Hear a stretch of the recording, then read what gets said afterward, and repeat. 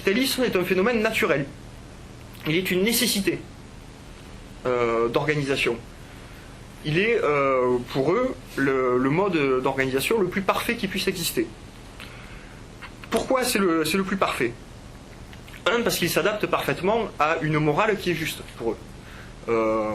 Morale récompense de l'effort, hiérarchie de la population. Pourquoi cette hiérarchie? Parce que certains hommes sont plus aptes que d'autres, et ceux qui sont moins aptes et qui généralement ont une aversion pour le travail ont besoin d'être dirigés par les plus aptes.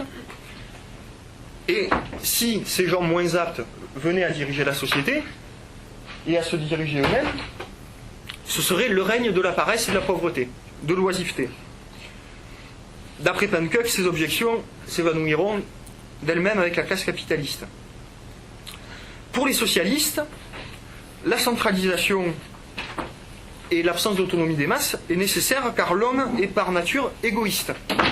Il faut donc qu'il soit soumis à un pouvoir qui lui soit supérieur, qui le guide dans la révolution et qui lui montre ce que doit être réellement sa tâche. Parce que l'individu, lui, ne peut pas s'en rendre compte par lui-même.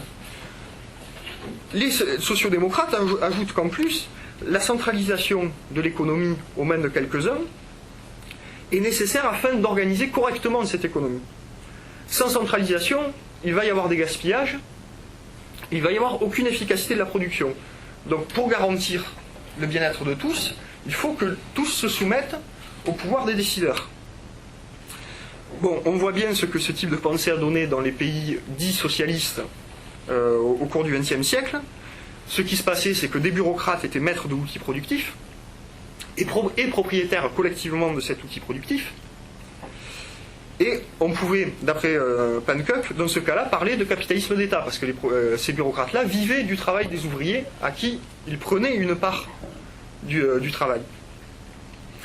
Et Panckuk constate aussi que ce socialisme, finalement, n'est pas tellement différent que ça de l'idéologie capitaliste, parce qu'il se base sur la même conception des ouvriers que l'idéologie capitaliste. Grosso modo, les ouvriers ne sont pas compétents à se gérer eux-mêmes et à être autonomes. Ils n'en ont pas la capacité. On voit donc profondément le rôle contre-révolutionnaire de la social-démocratie dans ses variantes ici léninistes ou réformistes. La faculté d'auto-organisation des ouvriers est niée avec force, et donc fondamentalement cette social-démocratie tend à maintenir le système capitaliste. Et ce qui est un peu plus gênant, c'est que ces oppositions, on peut le constater tous les jours, émanent souvent des ouvriers eux-mêmes. Alors pourquoi les ouvriers tiennent de ces discours-là? C'est parce que, d'après Panckuk, le capitalisme maintient sur la majorité des travailleurs une domination avant tout spirituelle.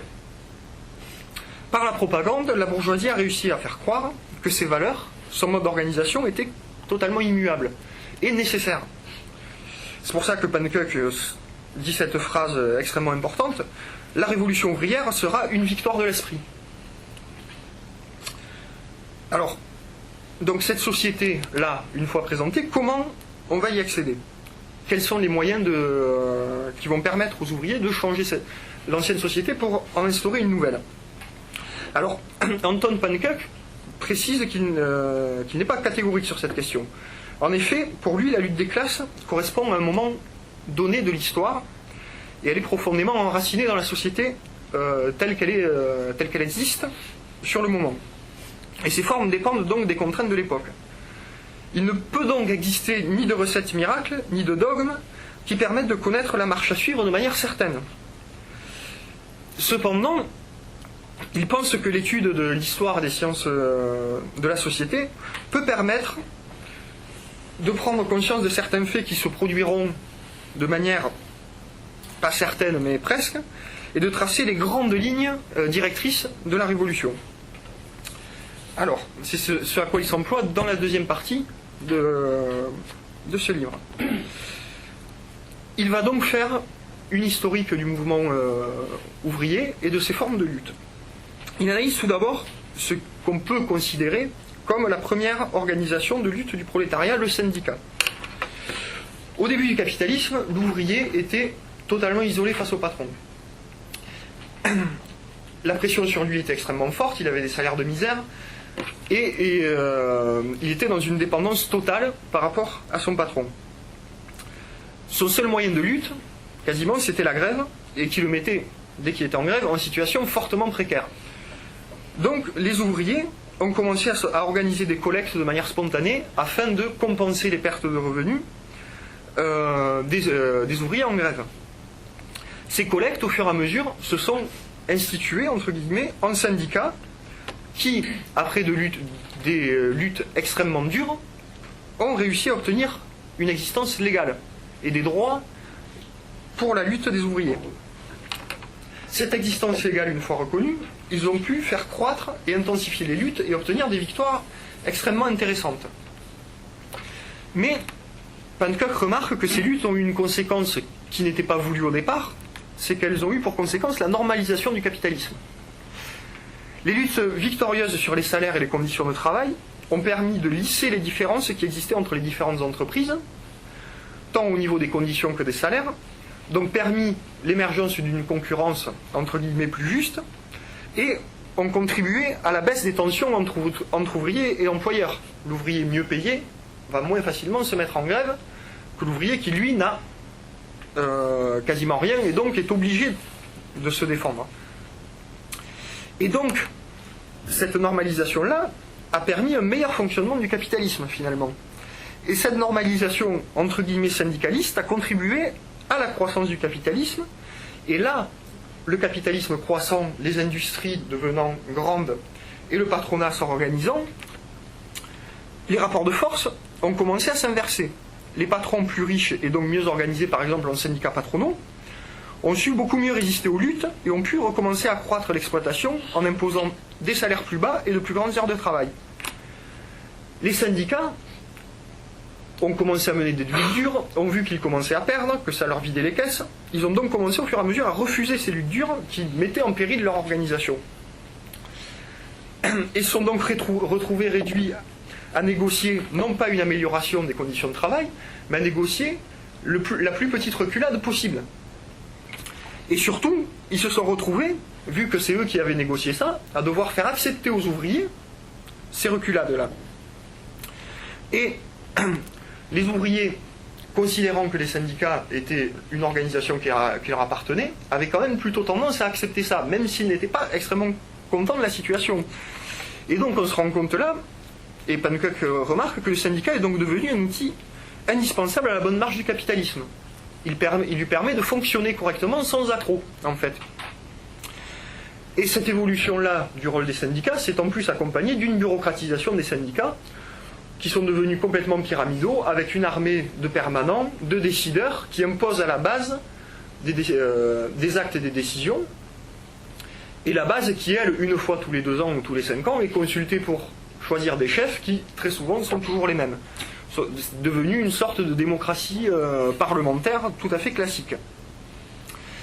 Mais le capitalisme, continuant sa croissance, et d'après Panckouke, cette croissance étant limitée, il connaît de plus en plus de crises. Les syndicats n'assumant plus leur rôle dans cette situation, les ouvriers, eux, vivant la crise de plein fouet, sont obligés de lutter afin de pouvoir survivre et de pouvoir réduire la pression qui est mise sur eux. On assiste donc au développement de l'action directe, et notamment, phénomène principal pour Panckouke de l'action directe, les grèves sauvages. Donc les grèves sauvages, ce sont des grèves qui sont déclarées en dehors de tout encadrement syndical. Les syndicats en sont absents.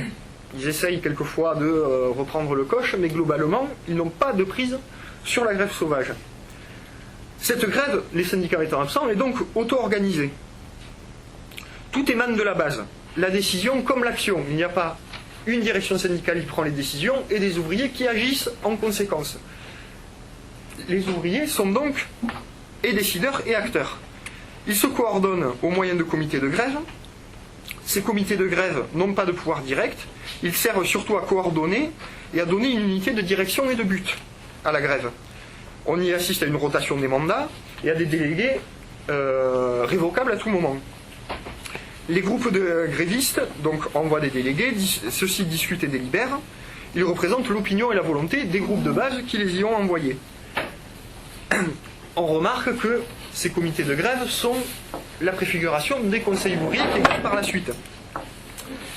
Cette organisation-là étant posée, le but de cette grève autonome est de s'étendre, parce que la crise touchant tout le monde, il est absolument nécessaire qu'il y ait une réaction croissante et forte face à la crise, de manière à lutter contre l'oppression capitaliste. Ce mouvement se constituant, Anton Pannekoek remarque qu'on assiste à un changement de mentalité dans les ouvriers qui entrent dans la lutte. De la passivité et du, entre guillemets, moutonnage qui existait dans les ouvriers qui suivaient les consignes syndicales, on assiste à l'activité et à la responsabilisation des ouvriers. Ils se posent eux-mêmes en acteurs principaux de leur lutte. Ils constatent aussi que c'est la fin de la division artificielle des travailleurs entre différentes tendances syndicales et politiques. Le caractère spontané oblige à s'organiser sur des bases locales et unitaires. C'est le début de ce que Pannekoek appelle la communauté réelle, l'usine. C'est la fin de la séparation en corps de métier. Chacun, dans son, même s'il a un métier différent, est au même niveau que son camarade de lutte. Alors, cette rupture avec les grèves syndicales, Anton Pannekoek précise bien que ce n'est pas un passage brutal d'un stade à un autre. Souvent, les ouvriers, étant déçus par leur syndicat, au cours de grèves autonomes, il est arrivé qu'ils créent de nouveaux syndicats, pensant que la forme syndicale était bonne, que c'était juste les dirigeants qui étaient corrompus. Historiquement, on a vu que ces syndicats créés sur ces bases-là connaissaient la même histoire que leurs ancêtres. Cependant, il observe qu'il peut exister une phase transitoire où un syndicat, alors il faut savoir, j'ai oublié de le préciser, que les syndicats dont il parle là sont plutôt des syndicats du modèle anglo-saxon, qui n'ont rien à voir avec la CGT révolutionnaire du début du XXe siècle en France, par exemple. Anton Pannekoek pense que dans une phase qu'on pourrait qualifier de transitoire, un syndicat peut très bien, sans diriger la lutte, apporter une expérience et une aide. C'est le cas, par exemple, il prend l'exemple des IWW aux États-Unis, qui essayaient de favoriser l'émergence de luttes autonomes aux États-Unis, et surtout qui ne dirigeaient pas ces luttes. Ils essayaient de favoriser l'auto-organisation des ouvriers. Donc ça, c'est pour l'action directe. Il remarque aussi une évolution, une forme de radicalisation de cette action directe, c'est ce qu'on appelle l'occupation d'usine. Donc, l'occupation d'usine, ou grève sur le tas, a commencé de manière, on va dire, un peu, pas anodine, mais presque. C'est suite à la crise, les ouvriers se sont rendus compte que quand ils partaient en grève de leur usine pour aller manifester ou pour rentrer chez eux parce qu'ils étaient en grève, le patron, vu que c'était la crise, trouvait très facilement des ouvriers pour les remplacer et les faire travailler à leur place. Donc, ils ont décidé de rester dans les usines afin de ne pas perdre leur emploi. C'est une forme de lutte extrêmement dure, cette occupation d'usine, parce que le patron considère que c'est une atteinte à son droit de propriété, au droit bourgeois de la propriété. Anton Pannekoek précise bien qu'on n'en est pas encore à l'expropriation.